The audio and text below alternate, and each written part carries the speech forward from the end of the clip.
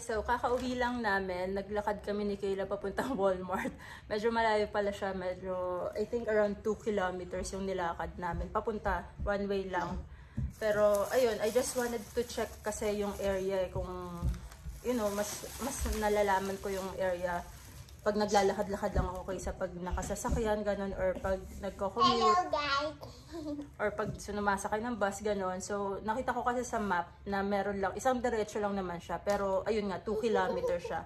But, anyway, very konti lang naman yung binili namin sa Walmart. Kasi nga, naglakad lang kami. So, syempre, ayoko magbitbit ng madami.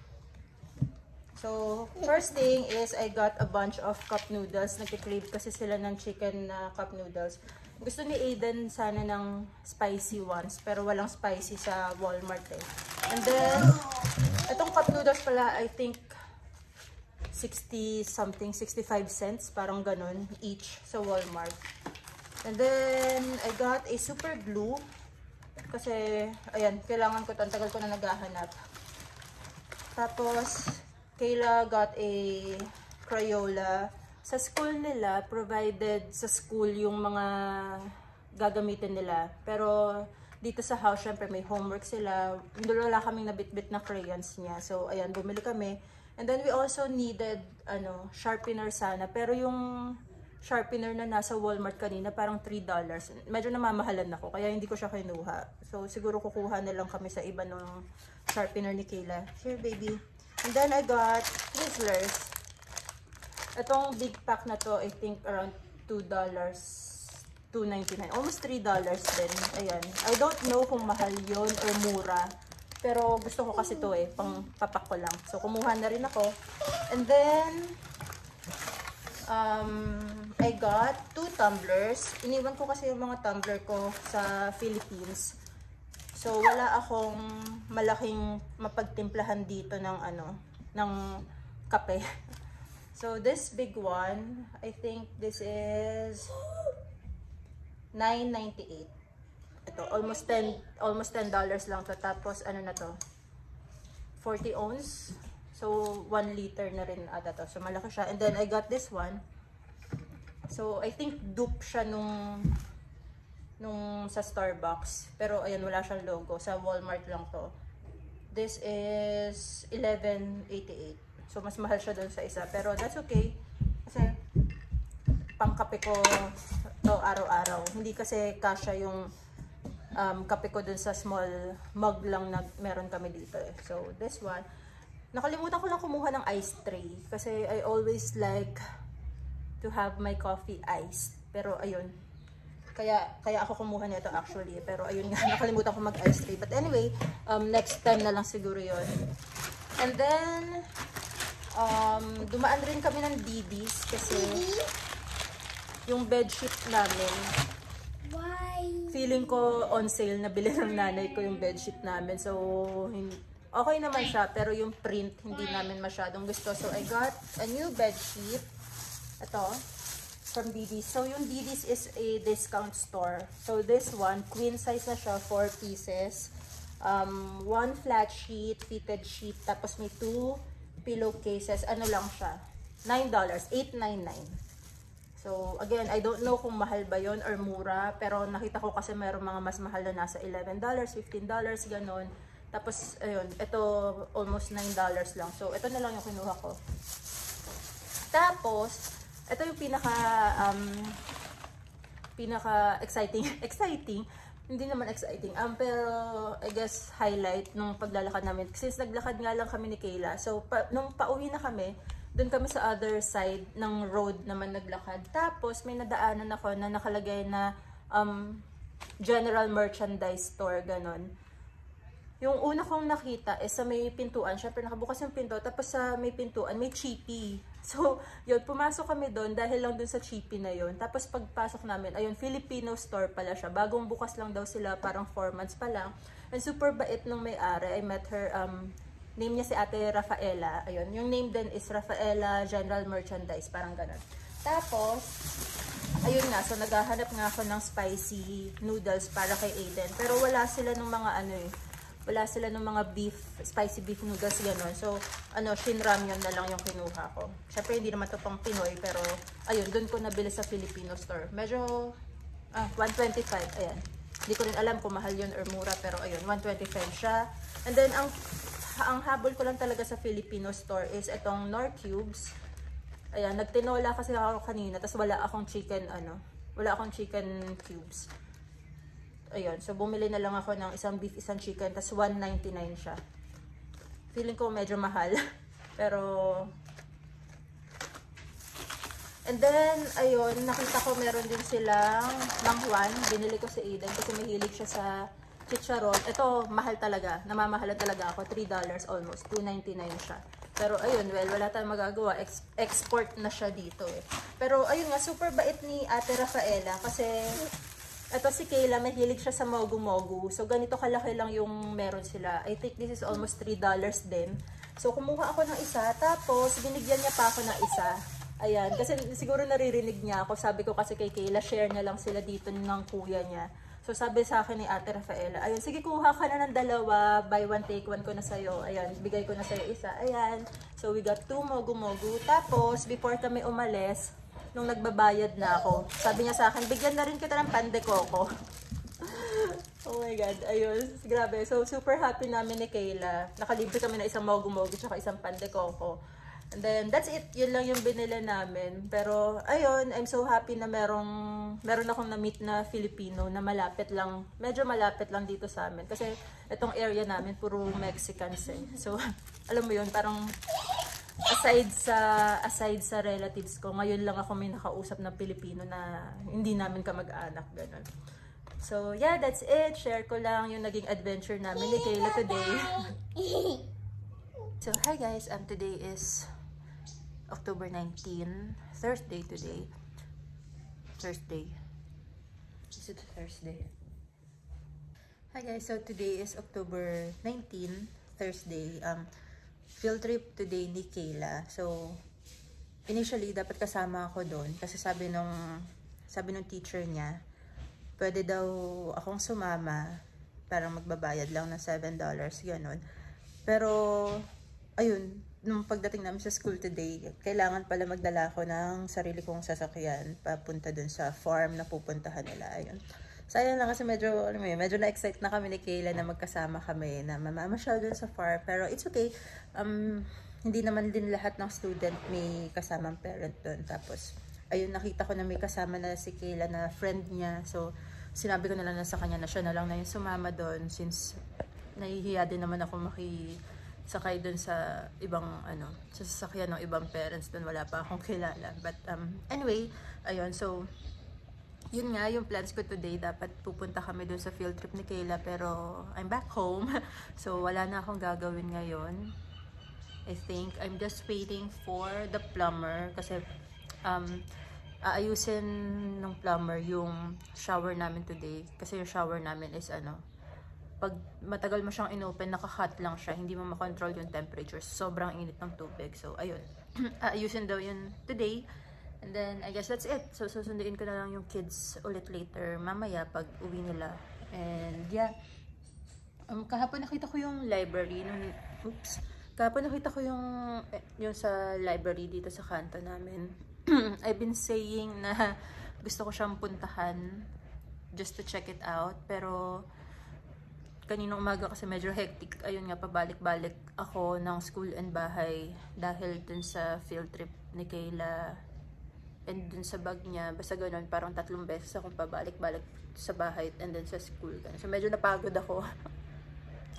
So, I don't know if makakapunta ako sa library today. And also, I'm waiting for the plumber nga. Pero, just in case dumating yung plumber na maaga and matapos na maaga, tapos siguro I still have time. Siguro titignan ko na lang din yun. Pero, I don't know. I'm not so sure. So, I guess it's just rest time for me today.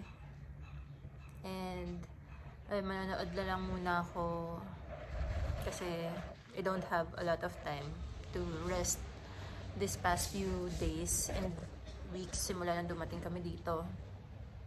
Did you go, baby? Di ba yung magpuning ng pumpkin? You get a pumpkin?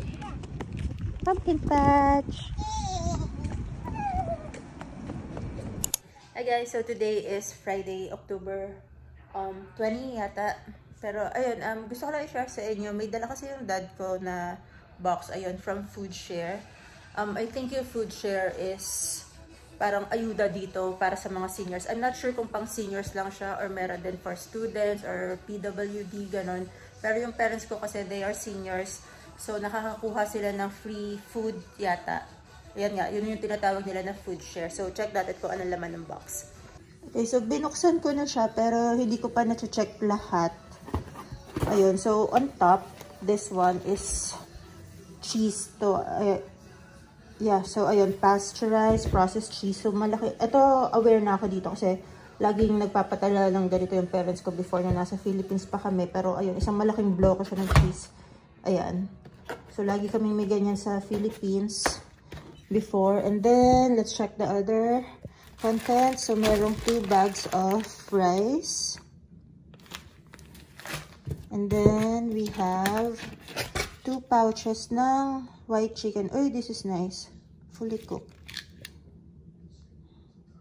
I'll try this next time ako magluto. And then we have fruit mix. So I have 1, 2, 3.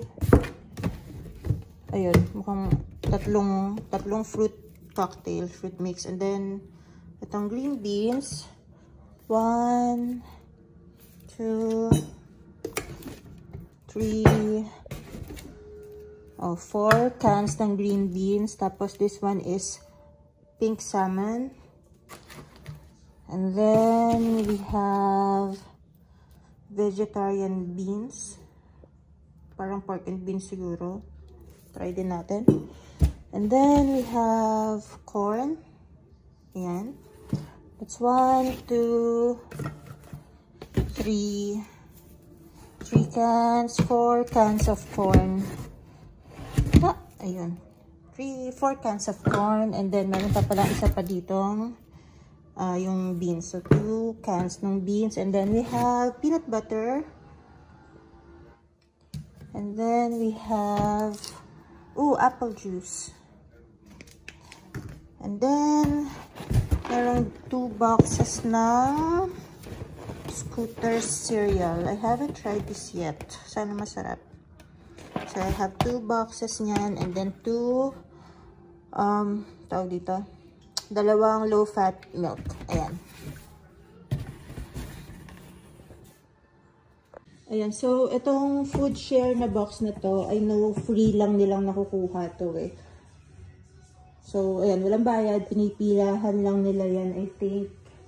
And then, pinapakita lang yung senior's ID or something. Parang ganun lang.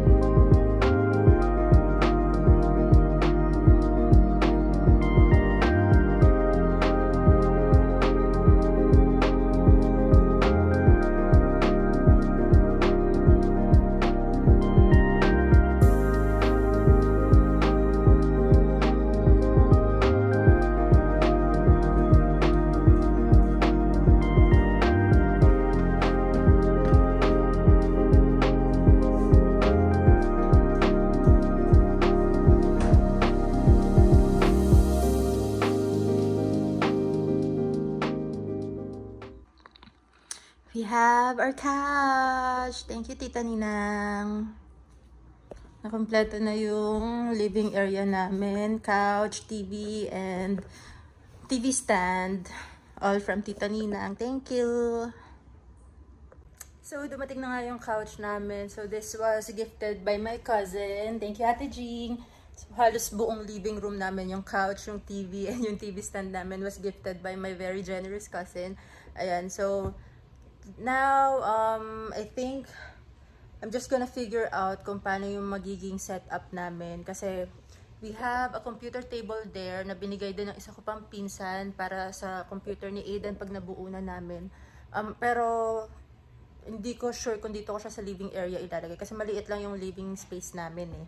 So, siguro susunduin ko muna si Kayla in about 15 minutes. Tapos, pag uwi namin, I will try to figure out kung paano ko isa-set up yung living area namin para, you know, hindi siya ganun kasikip. And then, yung mga things na pwedeng iakyat sa bedroom, like yung computer table ni Aiden, siguro i-rearrange ko rin yung kama niya to see if mag-fit to dun sa kwarto. But, yeah, we'll see kung paano magiging setup. But, I'm super excited na meron na kaming couch. Tagal nang naghihintay yung mga bata. Medyo mahirap din manood ng TV na sa sahig lang nakaupo. But, yeah. Yun lang, share ko lang.